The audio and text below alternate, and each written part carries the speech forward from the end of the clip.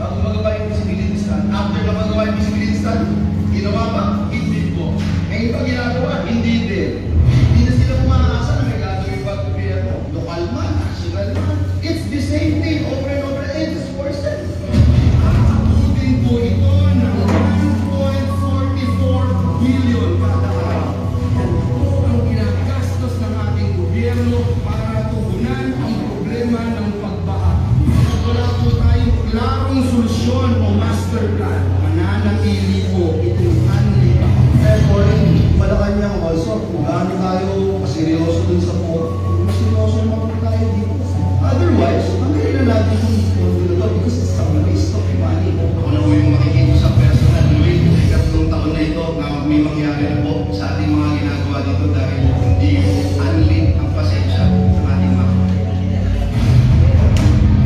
I have to push my friends on the table because the fact is, in 2023, when this was not yet a thing or half, we was already calling this out. Senator Joel has been consistent in at least two things, Ron. And the first is he is advocating for genuine flood control projects in this province of Bulacan. Matagal na niyang pinatanggit ito.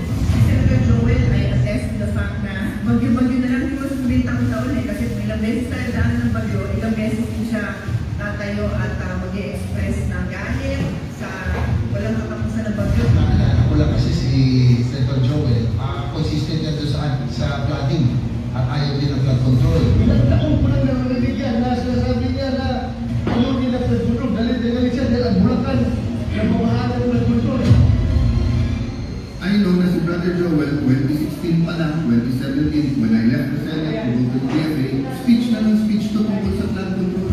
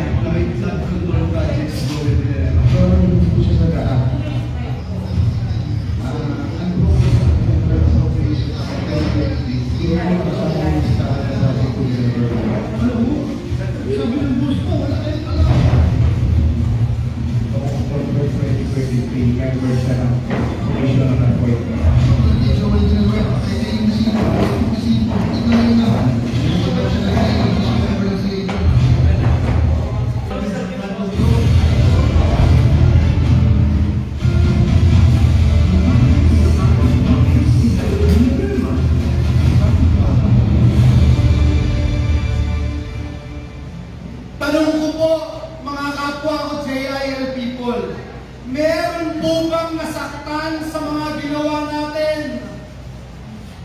Meron po bang nasagasaan ng mga sindikato sa mga pinaggagawa natin? No one can duel with the truth. And John chapter 8 verse 32 ang sabi doon, the truth shall set